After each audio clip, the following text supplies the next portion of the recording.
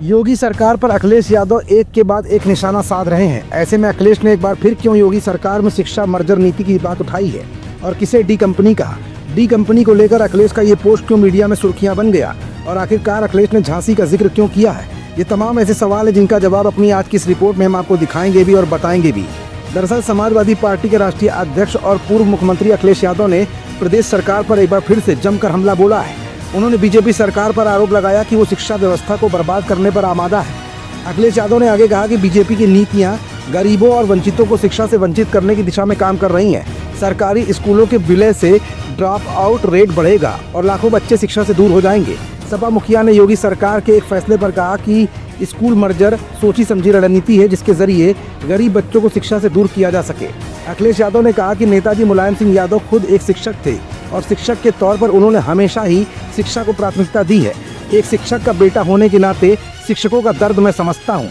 आज प्रदेश में 2 लाख से ज़्यादा शिक्षकों के पद खाली पड़े हैं, लेकिन सरकार ने अब तक कोई ठोस कदम नहीं उठाया है। शिक्षा मित्र और 69,000 शिक्षक भर्ती के अभ्यर्थी वर्षों से आंदोलन कर रहे हैं, लेकिन उनकी बातें नहीं सुनी जा रही हैं। सपा मुखिया अखिलेश यादव ने आगे कहा कि शिक्षकों और बच्चों के अभिभावकों को जितना जल्दी ये बातें समझ में आ जाएंगी कि भाजपा सरकार शिक्षक और शिक्षा के खिलाफ है, उतनी ही जल्दी परिवर्तन के लिए जमीन बननी भी शुरू हो जाएगी। आरक्षण विरोधी भाजपा के एजेंडे में नौकरी नहीं है। ये सरकार हृदय विहीन है। जिसमें संवेदना ना हो वो सरकार नहीं चाहिए किसी को। अखिलेश यादव ने आगे कहा कि समाजवादी पार्टी हमेशा शिक्षकों के साथ है, जो वर्षों से अपनी मांगों को लेकर डटे हुए हैं। जब कभी समाजवादी पार्टी को मौका मिलेगा तो उनकी समस्याओं का समाधान करने का काम हम जरूर करेंगे। सपा मुखिया अखिलेश ने कहा कि बीजेपी की विभाजनकारी राजनीति है, डिवाइड एंड रूल करने की राजनीति है।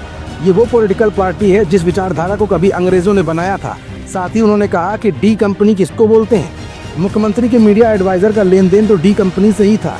अखिलेश ने कहा कि झांसी का पता करना आप लोग न जाने कितनी लूट है वहाँ बालू और खनन की।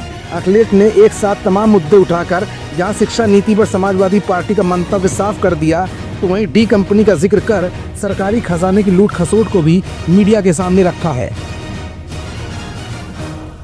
खबरों से जुड़े रहने के लिए सब्सक्राइब करें हमारा चैनल इंडिया जंक्शन।